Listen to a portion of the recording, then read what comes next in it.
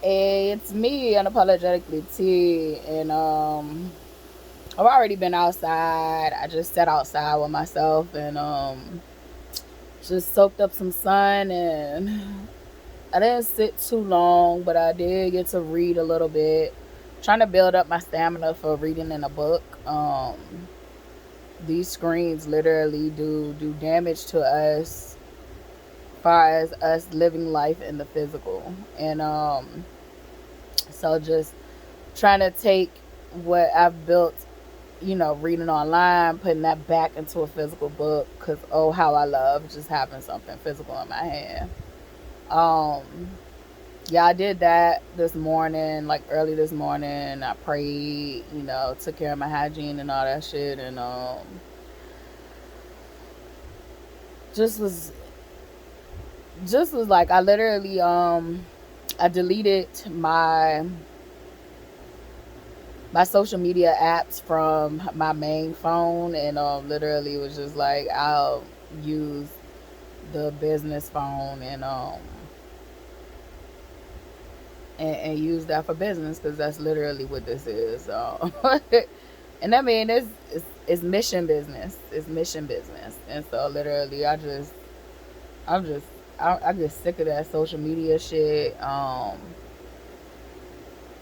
it's like it's a part of what I need to do. So I ain't gonna say need to, but it's a part of what I was called to do. But just trying to find that balance, right? And so literally, yeah. I don't know. I know some of my videos be looking like I ain't peaceful, because literally you hear me talking rough and hard. Like, bitch, I grew up with that. Like, that shit is a average day in the life of me, as far as like how I talk. But like right now, like, I got different layers to me. Like, if I'm talking with someone and they don't need that gangster shit, we just talk normal. If I'm talking to people and they need that gangster shit, we're gonna have to do the gangster shit, and that's a field that I operate out of sometimes. So I prefer to just be regular. Like, it just depends on who I'm with, though. It just depends on who I'm with. Cause I like to do ratchet shit with what that boy said. I like to smoke cigarettes with my ratchet friends when he stole his grandma's car. I'll never steal the car, but because I might end up dead. My mama would have killed me. Um, but I would literally, I would go do ratchet shit with my ratchet friends. Um, Shit you don't know about to this day. Oh man, when I be looking back at my life, man, I had a real, I literally, my teen years was crazy. My teen years, I was an adult. Like, I mean, I'm not the adult like now, but like my teen years, like, we had a time. We had a time. You had to be there, bro. Like, you had to be there. Like we were young, like renting out hotels and shit. Like, not full hotels, but like getting rooms and shit. Like, and just having a time of our life. Oh shit, life was already hard. We needed to party that hard away, but I just be looking back at so many goddamn memories be coming in. I forgot like certain people parties and just different connections. Like, I know too many fucking people, bro. It's like, it's crazy how many people I fucking know. Like, that shit is wild. Just so many. I mean, I was from Southside, but like shit, I was in the West, the North, and I used to go to the East. I feel like when I would go to the East though, that shit would be like, that was some connection type stuff. But I don't remember partying all that bitch like that. But I remember like meeting certain people. But I think that's the only place I didn't party like that. Like, y'all niggas was, I feel like the East End, y'all niggas was like real rough. Real, real, real, real rough. Niggas was trying to have a good time and shit. Mm-mm. But a lot of the like house parties and shit was in North Side. A lot of the house parties were in like North Side, for real, for real. But we did have a couple of house parties in the South. Shit, I want to go to a Southside reunion. It's been motherfucking years. Like, it's been years since I've been to a Southside reunion. Shit, is that shit still in Broad Rock? Like, has shit changed? like, I don't even know. It's been years. Shit, I think it's been since college. I think probably my freshman year of college was the last time I went. It's either my freshman or what was that, sophomore year of college, like my first or my second year of college. And I let that tramp dress me like a whore. I couldn't believe it. I be looking back at shit like, why was you tripping? Why was you letting people be retarded with you? But God has a plan. God have a plan? Can't regret none of this. Everything happened for a reason. Everything happened for a reason. But I don't know. I just came here to do a random video. I do want to talk about partnership and relationships. And I feel like a lot of people don't have partnerships and relationships where like you and your partner are here. And it makes a world of a difference. Even in my abusive relationship with Dante, me and this nigga was here. Like, our telepathy was here. We knew how to read each other. We knew when we was in public what was what without having to say a fucking word. Even when he was out in the streets, because I have a policy in my relationships, like, nigga, if I gotta hold you too close, like, I like to let them niggas like go. Like, you be you. But it's like when I'm in a relationship with them type of niggas, like, they want me to sit at home like I'm a trophy wife, and that shit bothers me. I'm a whole person. And it's like they can have the freedom because I'm like giving you the freedom, like, bitch, I trust you. Like, do what you gonna do because you gonna do what you gonna do regardless. Like, but respect yourself and respect me. And like, literally, I don't typically get that back in reverse when I be with certain type of like alpha males. And it's like I don't even want to be with another type of nigga because literally I don't know. I like the alphas. Like, and I'm not talking about the American alpha stereotype.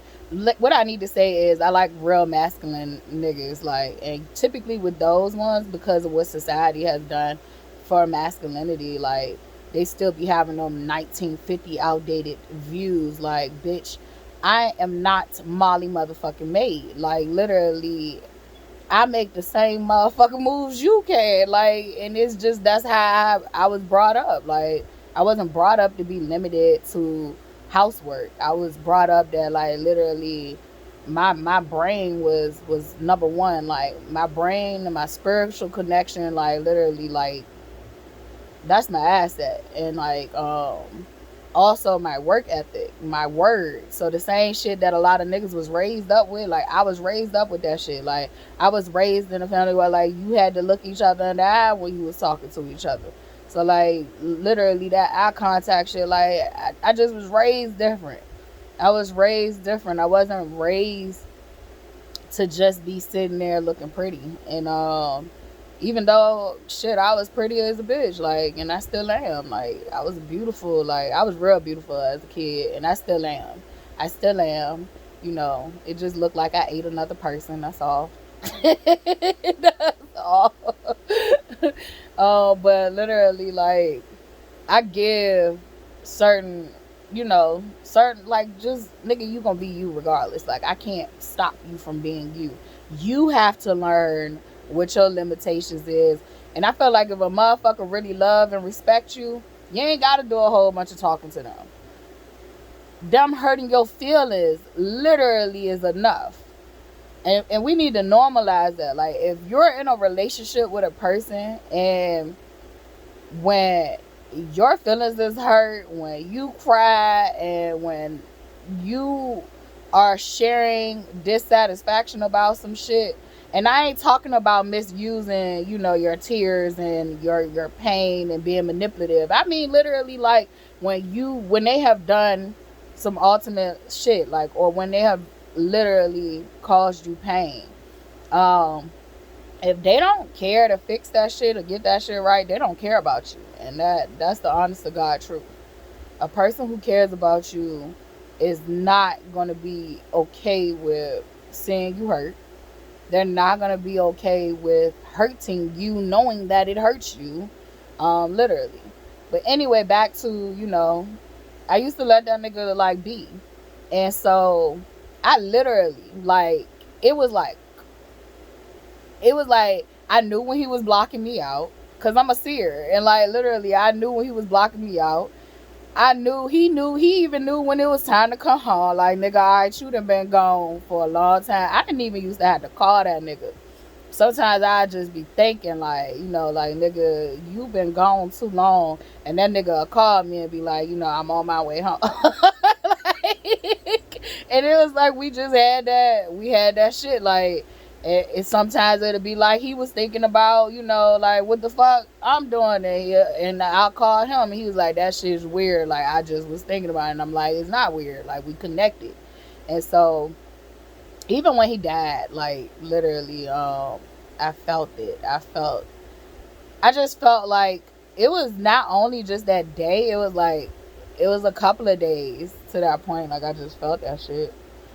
And, but I had really had a moment. Because we was cooking. And I remember I was cooking some candy yams, and like literally, I remember going off on Charlotte over her, and it's just like I think I didn't give her clear directions, but she had did some shit with the candy yams, and I was just like that. I went off, and I think like maybe an hour or two after that, like I got that phone call, and cause I don't know. I just remember my patience being so thin that day. It was a weird day.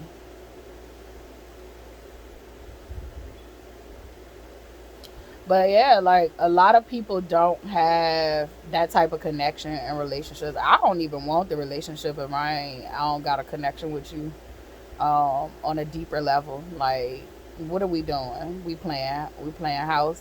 And I do feel like certain aspects of me and Dante's relationship, like we were definitely roommates. Like, we were definitely roommates. Like, I loved him, but like literally, it got to a point.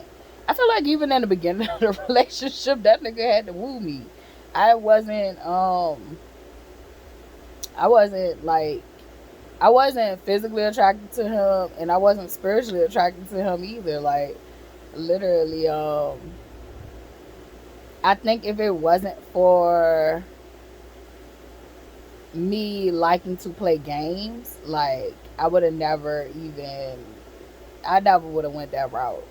I had started trying to go towards more of a route of finding a good man and finding, like somebody who actually like didn't play games and shit like that. And but I thank God that everything happened the way it happened. Like I said, I met him in a jail class. It was like my capstone class for my religious studies degree. And this is a good one. I think I've already told it, but like I've never told it with like the details and how that nigga wooed me over and all that shit. But like I literally, I was taking this class. I wanted to give back to my brothers who literally were in jail, and I felt like, baby, only reason I'm not in jail is because I didn't get caught.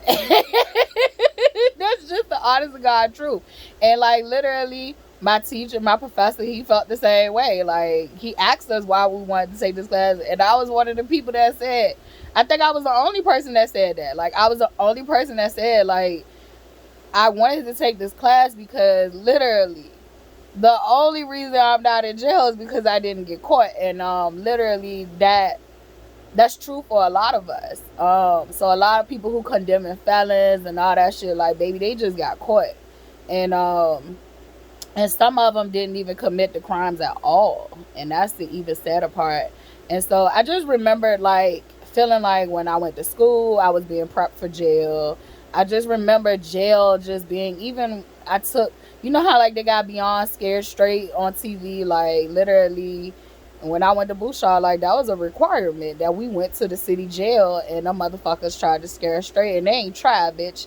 That was a vow I made to God, like, God, no matter what, please don't let me go to jail. Like, please don't let me go to jail. And it wasn't because I'm scared of the inmates. It was because of the conditions, bitch. It was because of the conditions, bitch. That shit is so cold. That shit is so hard. Like, I at least need some type of scenery if I'm gonna be in prison. And so literally, like, we all doing time, and I feel like that's a book that, you know, that was brought up during our jail, our religious studies. It was like a spirituality. It was about teaching the inmates more about than more religions than just Western religions. We taught them, and we also was learning, but I had already learned about a lot of them.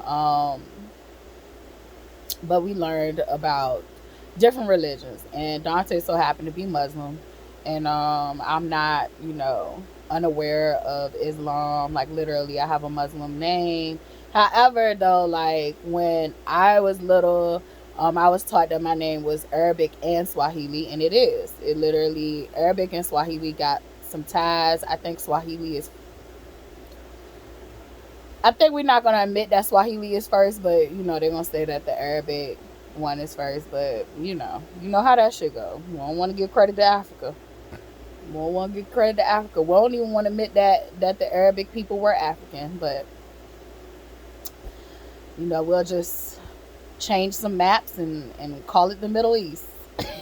We'll just change some words and forget that Moor meant literally black. But you know how my brain goes. But yeah, literally we met. I did not like that man. It wasn't as bad as like when I talked about that empty vessel that I had a baby by. It wasn't as a dislike. Like I disliked him when I met him. I was just like, ugh. With Dante, it was just like, nigga, I already know what time it is. You gonna hurt me. Like, bitch, I don't like you. I don't like you, nigga. You are dangerous. And so the fuck am I. So literally, like, I don't think that's gonna work. But he, and like I said, it literally wasn't like, you know how you meet some people and it be like a automatic, like, oh. It wasn't like that. It was just like, you the homie. Like, that's what I feel, like, you the homie. And but that nigga did not let up. That nigga, like every class he would try to sit with me or get me to sit with him. It was just like, sir, you're obvious. Like, you're obvious. Um you know what? I think it was like every class, like when they would come in, he would try to sit beside me.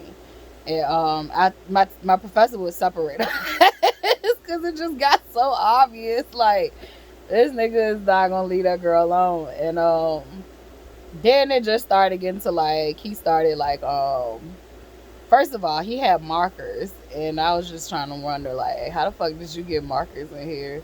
And but he had like he would always like give me like these,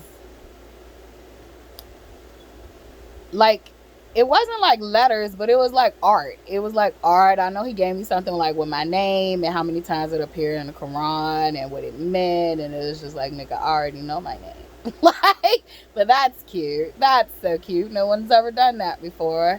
And then it would start like with poetry, like we writing haikus. This nigga writing haikus about my goddamn body shape, and I'm just like, nigga, I don't like niggas that like me for my body. That is a pet peeve. When my body was like bodying for me, literally I hated that. I hated men who sexualized my body. Like I don't mind like once we get to a certain point, but like when you sexualize me just straight on and I don't fucking know you, we ain't connected that way. Like that shit is a pet peeve of mine. I hate dirty men. And it's like I be a magnet for them motherfuckers. It's like, it's like I hate, even if you don't even sexualize my body. Like I hate a dirty ass nigga who literally come out his mouth to me any kind of way. Um, it's like literally I'll say something and like you'll turn that shit into a sexual joke. That shit makes me feel uncomfortable. It makes me feel like I want to unalive you. And it makes me turn into the girl with the dragon tattoo. Like literally, like I want to fucking get you because you're a perv, and pervs don't deserve to live. Pedophiles don't either. And so, literally, he used to do that. I used to be like, nope, sir.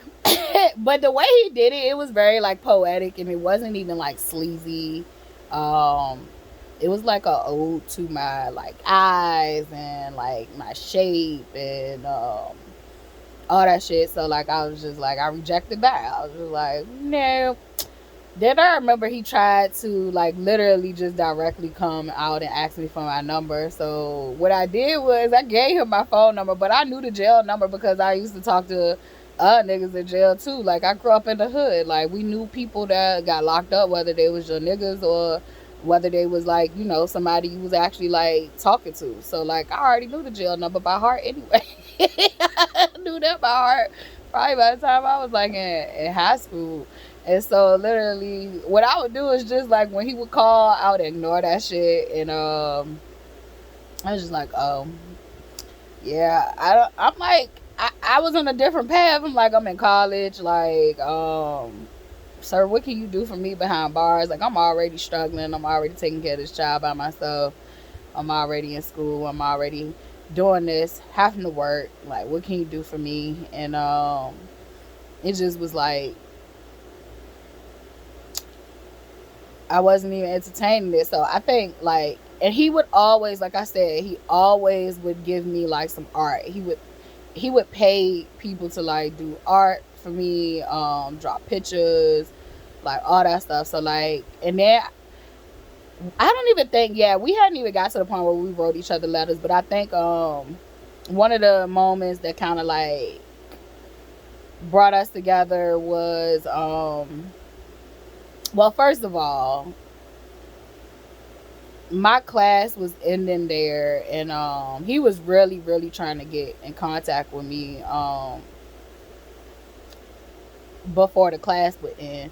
And so I think one of, I'm not going to say nobody's name, but literally somebody in there allowed him to use the phone where I didn't know that was like, I knew it was a city of Richmond number, but like I didn't know it was a jail number. And so literally um I answered it one day. Like that was before I had anxiety with these phones and shit. I answered it, and literally it was him. And I was like, oh. And we both just started laughing. He was like, oh, so you thought, so why would you even give me your number if you won't go answer the phone? And so like that's kind of like how shit started. And it was just like, cuz I ain't want to hurt your feelings. I ain't want to hurt your feelings. And it was just like, he was like, don't you think it hurt my feelings even more that you gave me your number and then you wouldn't answer the phone? And so, like, yeah, we definitely played a lot of games with each other.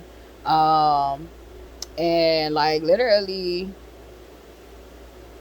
outside of even being lovers, like, literally, we were friends. Like, me and that man, for that first year, literally, we just talked about our shit. Like, we talked about our problems. He talked more than I did about his problems. Um, I'm always a safe space for men. I don't know why.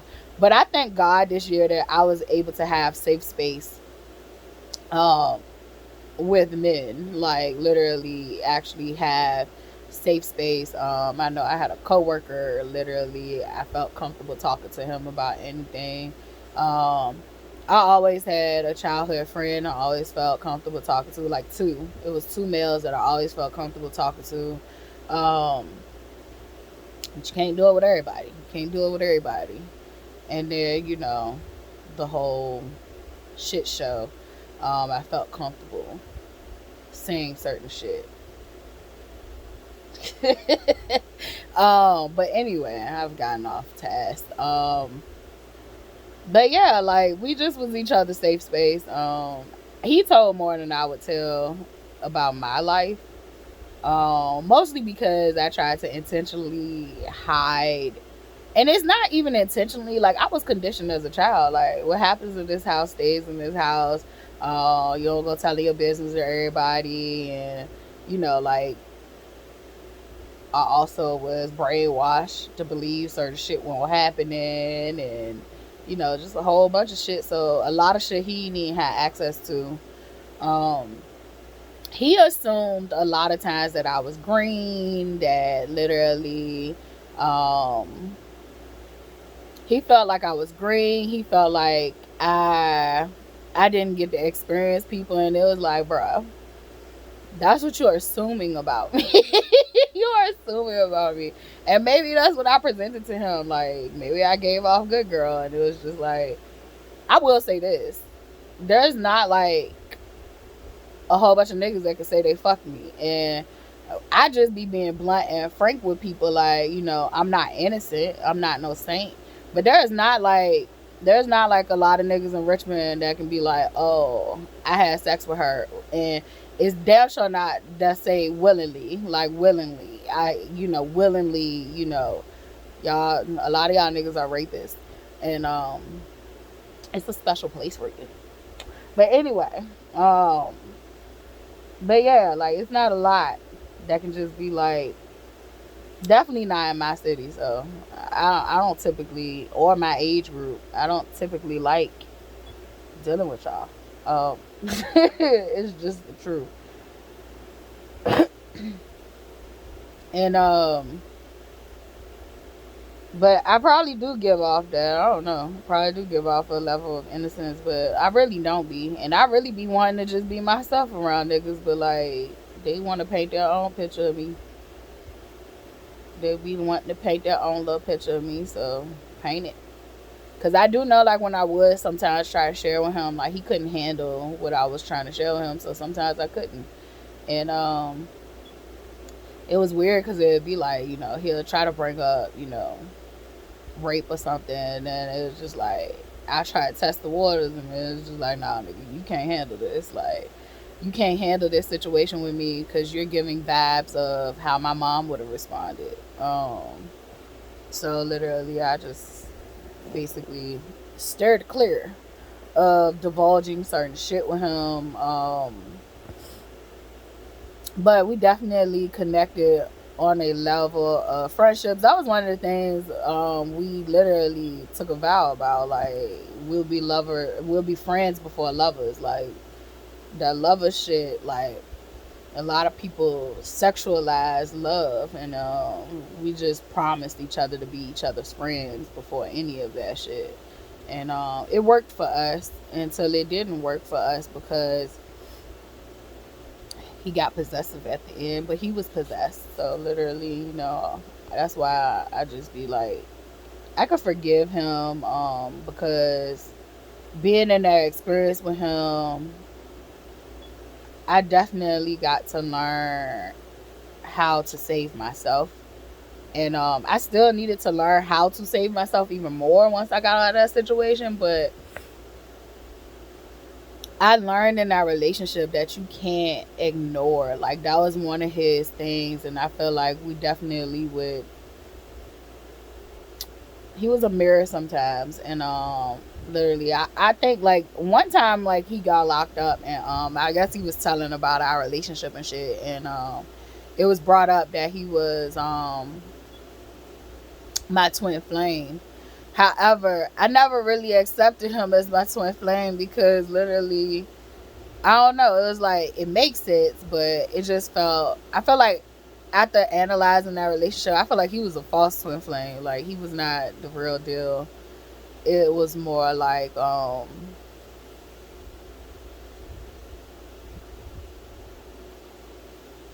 he was a karmic cycle. It was like, that shit gonna keep repeating until I learn what the fuck I gotta learn. And then it was like once I did learn that that ain't it for me no more. Like once I did learn that I had to choose myself, like that nigga was gone. And it's just like that's how it be for a lot of people. Like once you learn them lessons, like they be gone. That's why people don't want to let go of certain situations and certain people because they're gonna be gone, and that's an attachment issue thing. And I'm learning to work through my attachment issues. Um, that shit is hard when you a little kid and you don't learn attachment the correct way. You don't learn attachment the correct way when you come up in a codependent family. Like my first codependent relationship was my mother. There's been plenty of times where I could have saved myself, but I didn't want to leave my mom. As a teenager, I could have left. Like I could have literally left, and I didn't want to leave my mom. I felt like if I would have left her, everything would have fell apart for her. And instead of choosing myself and saying, hey, I could be in a better situation, a better predicament, like it was scary for me to like leave her and she not be okay. It was scary for me to start something new and figure that out. And it's like now I don't give a fuck. Like I don't give a fuck. She done lived her life. She chose how she wanted to live her life. I'm just trying to navigate mine now. I'm trying to rebuild, recuperate. And yes, I'm still on a mission. And I'm gonna trust God and keep my faith. But yeah, I got to learn a lot about myself in that relationship. I got to see a lot of my ugly ways in that relationship. Even coming back home here, like I got to see the parts in her that I don't want. I got to see the parts of her that I don't want, and I get to work on that daily with me and my daughter. So internally, I get to work on it, and I get to work on it with me and my daughter. And so, literally, I don't know. I just was thinking about that, like relationships. I feel like with relationships, I don't want a relationship if we not connected on a deeper level. Like it's not gonna work. I got too much shit going on, like that I can't, you know. I just need somebody to know sometimes. Like I just need somebody to know sometimes, and I think that's what we all aspire to. Like communication physically is great, but sometimes there's gonna be moments where like communication gonna be short. I just need you to know how to do this and do that, and be real quick about it. Um, I don't know why that's coming up for me, but I've always been that to my partner, but I didn't always have that back on the other end. It used to piss me off too. That was like the most non reciprocal relationship spiritually that I ever had. Um, that I've ever had. Usually it's non reciprocal in the physical. But like that one was the most non reciprocal relationship I had in the spiritual. To me, it was just like he would not understand, like, bitch. Like we understood each other. Now that was clear. We understood each other, but like he just did not know how to give back. And it was like he just knew how to take. But physically, like material, it's like my mom. It's like material wise, like he could show up the best he like when he need to and all that shit. Like it's kind of confusing because it's like I had to hold down the fort for a very long time for him to get to a certain point. Um, but once he got to a certain point and he was able to, um, he was great at being a. I wouldn't say he was great at being he was great. He was great with material things. That's what I'm gonna say. It was great at material things, and it's just like, but he would ego trip with money, and it's just like, baby, I ain't ego trip this whole time, and I'm a bitch. Like I'm gonna need you to settle the fuck down. Cause what if I would have made you cook and clean just cause I was making all the money? Like that would have been crazy. If I just, you should have been, that should have been a trade off, but it wasn't. And God only knows what he told people, but I don't care. I don't care. He did that to use people. He was charged by character to use people. So he was very narcissistic. He was very narcissistic, and I always got blamed that if I shared, literally, I was telling our business and all that shit. But then I started to realize, like, it, if you gonna actively stay anyway, what is the point of like telling people what the fuck going on? You deal with what you need to deal with, and you keep that shit moving. And that's something I am gonna keep in my relationship, not on a toxic level, but like certain shit just I feel like should be my business. Um, Certain disputes, certain things like that, like you shouldn't have to go run to everybody else to talk about it. However, if some shit real wild, like yeah, calling your family. Some shit real wild, calling your family. But some stuff you should just be able to like keep between you and your husband. Um, y'all are a united front. But I don't know, like that relationship taught me a whole lot. Even though it did have a lot of negative, fucked up moments, but we knew what it was. The moment literally I literally told that nigga like you're gonna hurt me, and he lied. But I already knew. Looking at his eyes, I already knew where that shit was gonna go. I think a lot of us do. I think a lot of us sign up and be in these relationships, and we already know how it's gonna end. We already know where it's gonna go. We already know that it's not gonna work out, and that be it. So I don't know. I just been in reflection today, and I just be praying for continued healing within me. Definitely with attachment issues. Definitely with this phone. Be trying not to do like get addicted to this phone. Trying to just like readjust to being in this physical realm. It is quite hard. Uh, Sometimes because I don't know how to put it, but like sometimes it is quite hard to readjust. I just don't feel like I'm in a happy, loving, environment. I feel like my environment isn't as abusive as it was when I first came here, you know. But I had to go through hell just to make it somewhat bearable. And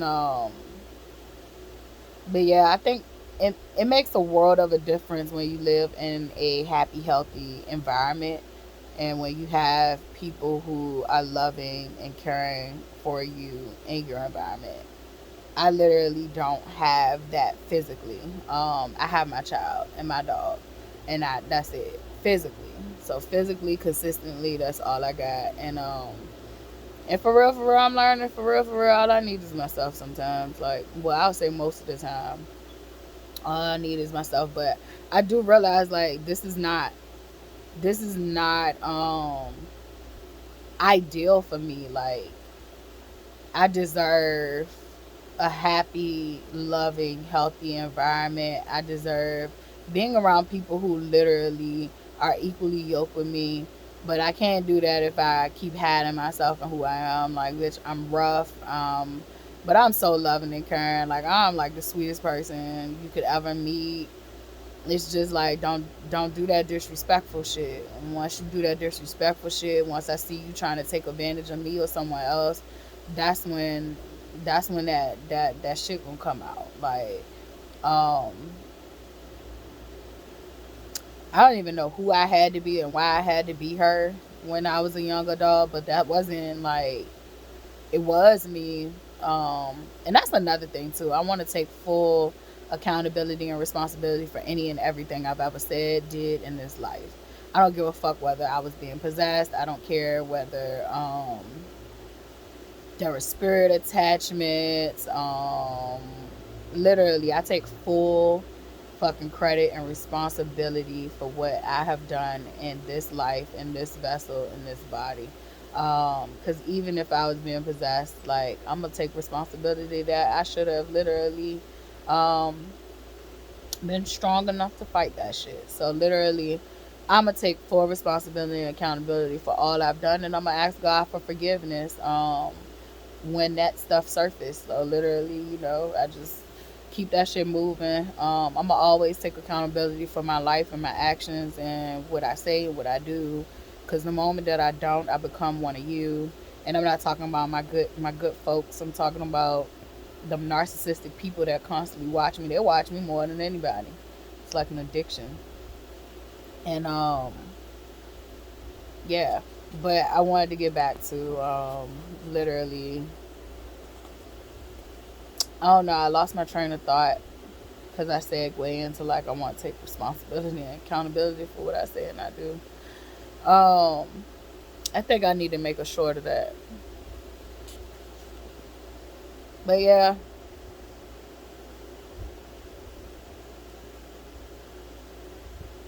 I don't know. This is just a random teas and the thoughts type deal.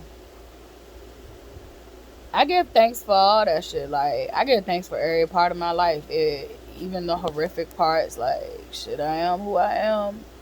And I think that's what I was talking about. Just being, I deserve it. Charlotte deserve it. Like even my damn dog deserve it. She even been through it. God only knows what she had to go through when I was out the picture. Like, and I literally left her with him because I didn't want to separate her and the cane corso.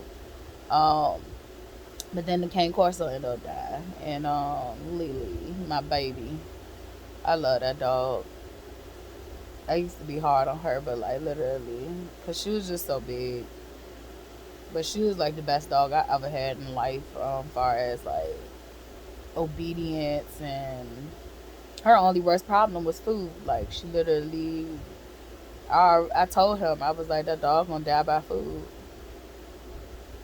Who knew? That was another thing he hated about me. Like, oh my gosh, I used to have to tell him like you cannot. Man, men, if you have a woman and your woman is telling you literally some shit, she is advising you. Your woman is your counsel, sweetheart.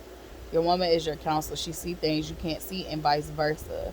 You are her counsel. She can, you see things she can't see. And so literally, I used to tell this nigga like he would tell me stuff, and I'd just be like, nah, that's not a good idea. Like X, Y, and Z might happen, and I'm like, even if X, Y, Z might, happen, like such and happen. And like that nigga go against what I say and be like, I was being negative and like literally X, Y, and Z would happen. And it wasn't because I was being negative. I could foresee that shit happening. And, we got to learn how to utilize each other as balance. Like, we have to learn how to utilize each other. Um, if your wife is telling you something, like you gotta know how when to listen and when. That's why you consult God first. You consult. A lot of this shit would help if people just consult God first, in their relationships, and then as individuals you consult yourself, and then as a team you consult each other. So you first talk to God, then you see how you feeling about that shit overall, and then you talk to your partner. And so literally you want to three piece that. You want three piece that, and so like if everything is in alignment, then that's a green light. You know, if something is off balance, I would always recommend go with God first. Go with God first. Can't lose going with God first, because even if God got you going somewhere, doing some shit, like literally, it's all for your better good. So if you got a partner that'll tell you to go against God, you got a partner that'll pay you to go against God. You got a partner that don't even understand that God told you to do this. Good luck, good luck. And that's when me and that nigga struggled. He was not. When he was with God, he was with God. When he won't, that nigga was rogue and was gonna lead us straight to motherfucking hell, straight to hell. Straight to hell if we don't pray. And I used to pray. I used to be like, God, protect me and Charlotte from whatever this nigga got going the fuck on. Like, I swear to God, like, I used to pray every fucking day. Like, don't let nothing that he got when he was on that bullshit, like, don't let nothing he got going on affect me and Charlotte because we didn't sign up for that.